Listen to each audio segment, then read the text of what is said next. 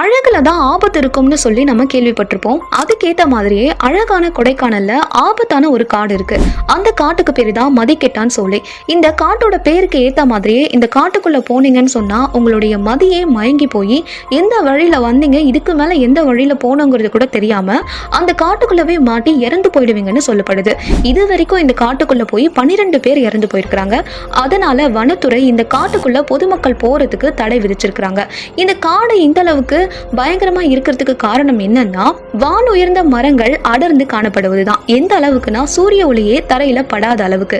அதனால இந்த காட்டுக்குள்ள வரவங்களுக்கு எந்த வழியில வந்தோம் எந்த வழியில போனோம் அப்படிங்கிற திசை சரியா தெரியாம போயிடுது. ஏன்னா இந்த அடர்ந்த மரங்கள் எல்லாமே பார்க்க ஒரே மாதிரி இருக்கும். இது மட்டும் இல்லாம இந்த காட்டுக்குள்ள பல வகையான தாவர வகைகள் காணப்படுது. அதுல பெரும்பாலான தாவரங்கள் மருத்துவ குணம் கொண்ட தாவரங்களா இருக்கு. பல நன்னீர் ஆதாரங்கள் உருவாவதற்கும் இந்த காடு காரணமா இருக்கு.